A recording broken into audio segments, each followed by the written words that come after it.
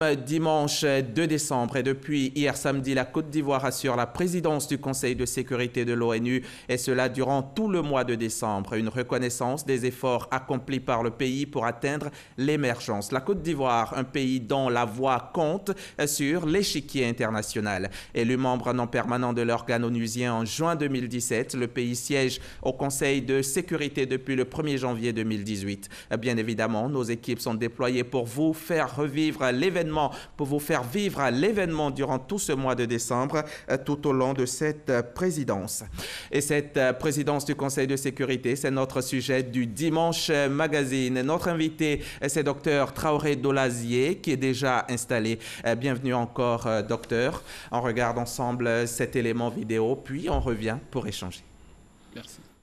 Le Conseil de sécurité, l'un des 6 organes principaux de l'Organisation des Nations Unies, a été créé par la Charte de l'ONU en novembre 1945. Il est composé de 15 membres, dont 5 permanents: la Chine, les États-Unis, la France, le Royaume-Uni et la Russie. La présidence du Conseil est assurée par chacun des membres à tour de rôle pendant 1 mois, suivant l'ordre alphabétique anglais des noms des États membres. Pour ce mois de décembre, c'est la Côte d'Ivoire qui est à l'honneur. Organe exécutif des Nations Unies, le Conseil de sécurité a la responsabilité principale du maintien de la paix et de la sécurité internationale. Lorsqu'il est saisi d'une plainte faisant état d'une menace contre la paix ou d'une agression, le Conseil de sécurité commence en général par inviter les parties à régler leurs différends par des moyens pacifiques, à savoir énoncer les principes auxquels devra se conformer un éventuel règlement. Envoyer une mission, nommer des envoyés spéciaux ou demander au secrétaire général d'user de ses bons offices pour parvenir à un règlement pacifique du différend. Dans certains cas, ordonner des mesures d'enquête et de médiation. Lorsqu'un différend débouche sur des hostilités, le Conseil a pour priorité de mettre fin le plus rapidement possible à celles-ci. Dans ce cas, il peut ordonner un cessez-le-feu pour éviter une aggravation d'un conflit, déployer sur le terrain des observateurs militaires ou une force de maintien de la paix afin d'aider à réduire les tensions. Si cela ne suffit pas, le Conseil peut décider de prendre des mesures d'imposition de la paix, parmi lesquelles des sanctions économiques, un embargo sur les armes, des restrictions et pénalités financières et des interdictions de voyager. La rupture des relations diplomatiques, un blocus ou des mesures collectives d'ordre militaire. Le Conseil de sécurité essaie de faire en sorte que les mesures prises frappent surtout les responsables des politiques et pratiques condamnées par la communauté internationale. Le Conseil siège en permanence. Il peut se réunir à tout moment en cas de menace contre la paix. Chaque membre du Conseil doit avoir en tout temps un représentant au siège de l'organisation à New York afin que le Conseil puisse se réunir chaque fois que le besoin se fait sentir. Alors, docteur Traoré, l'élément vidéo nous a instruit un tant soit peu, mais dites-nous en une phrase, qu'est-ce que le Conseil de sécurité? Le Conseil de sécurité, c'est l'instance de décision, l'instance principale des décisions. Et c'est différent de l'Assemblée générale? Oui, c'est différent de l'Assemblée générale parce que l'Assemblée générale est un organe consultatif. Et le Conseil de sécurité, c'est l'organe de délibération qui décide. Au-delà des décisions, elle prend des résolutions qui ont une force contraignante. Alors, depuis hier, la Côte d'Ivoire assure la présidence de ce Conseil de sécurité-là. Présidence depuis hier. En quoi c'est un événement? C'est une bonne nouvelle, d'accord, mais en quoi c'est un événement? C'est une bonne nouvelle en ce sens que, vous savez, notre pays a connu des heures difficiles, à défaut de dire des jours et même des années. À l'époque, vous étiez encore jeune certainement, mais la voix de la Côte d'Ivoire était comptée. Au temps d'Houphouët-Boigny, nous avons eu des célèbres ministres des Affaires étrangères. Notamment ici à Mara. Notamment ici à Mara, comme vous venez de citer. Et la Côte d'Ivoire était consultée. Le pays était consulté, son chef d'État, ses diplomates avaient une certaine reconnaissance. Sauf que depuis 25 ans, la Côte d'Ivoire est tombée dans l'hernière, la situation est devenue un peu compliquée, notre diplomatie s'est émoussée et que, Dieu merci, après seulement 7 à 8 ans, après une crise, grave crise, nous venons de constater avec le président Alassane Ouattara que la Côte d'Ivoire est en train de reprendre ce prestige d'antan, cet honneur que nous avons toujours souhaité et cette place, cette mise à la lumière que chaque pays, surtout un petit pays, en a besoin, surtout quand on sort d'une grave crise. Et c'est quoi les enjeux? Les enjeux sont très, très importants. Le premier enjeu, c'est l'enjeu économique. C'est l'enjeu économique. Lorsque vous avez, à défaut de dire la chance, mais vous avez fait l'effort d'être reconnu, vous avez cette mission de mettre les autres en confiance, de les appeler vers vous, de rendre votre pays fréquentable. Et la fréquentabilité d'un pays est très, très, très importante, en ce sens que chaque investisseur voudra voir qu'est-ce qui se passe réellement et comment investir. Ça, c'est déjà une assurance. C'est déjà garanti. Quand c'est garanti, c'est déjà pas mal pour le pays. Et ce qui est soutenu par une fréquentation, une démarche diplomatique. Diplomatique, ce n'est pas l'effet du Saint-Esprit, c'est une démarche. C'est des négociations, afin d'être reconnues.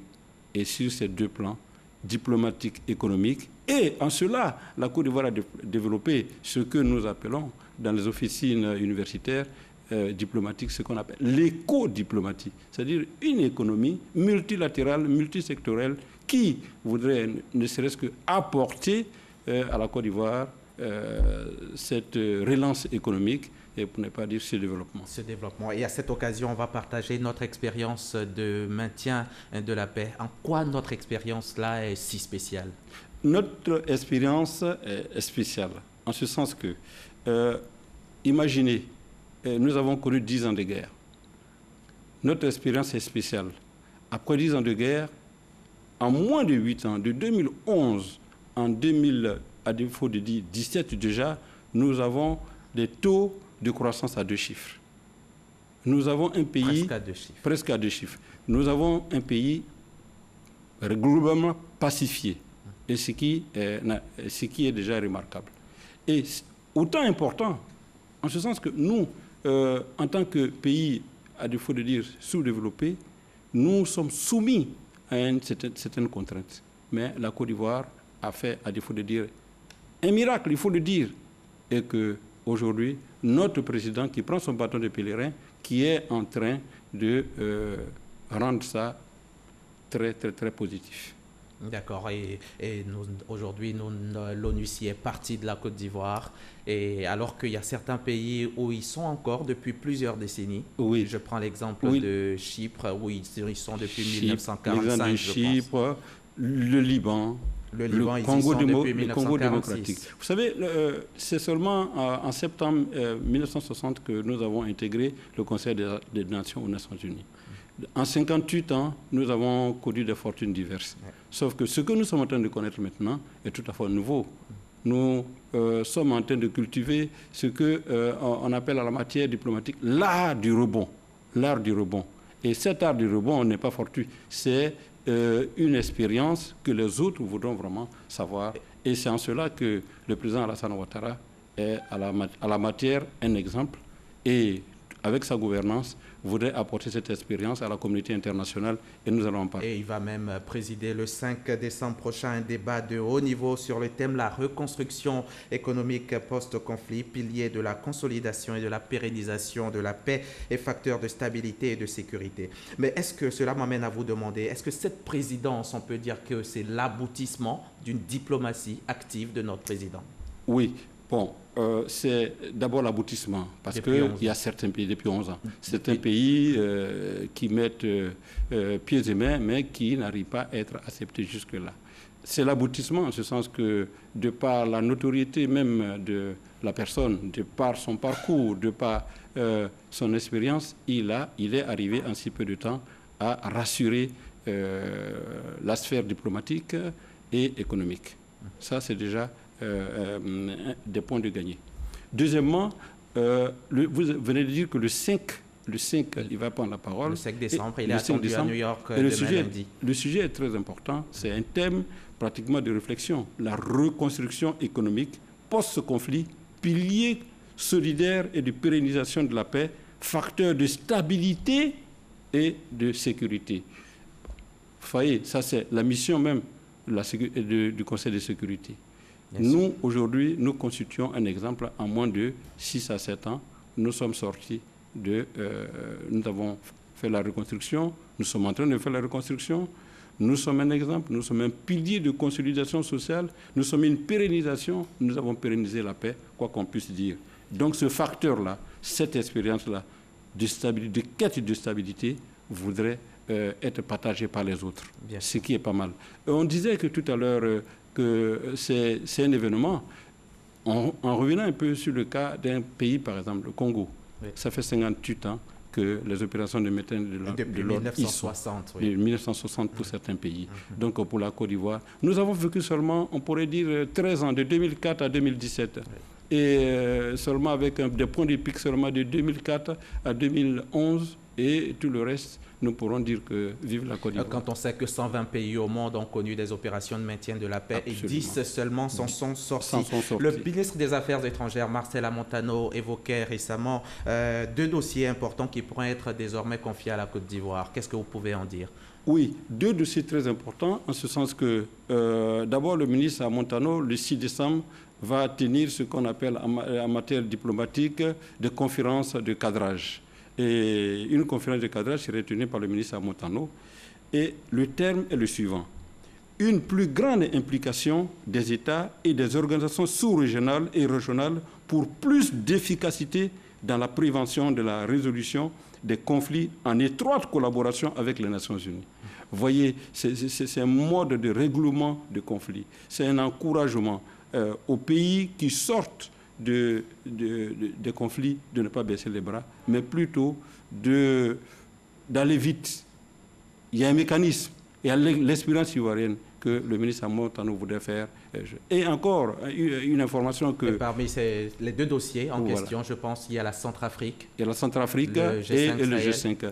La Centrafrique et le G5, la Centrafrique en ce moment avec la MINURCA en Centrafrique, il y a un contingent de maintien de la paix, mais qui a maille à partir tout simplement pour un problème de financement.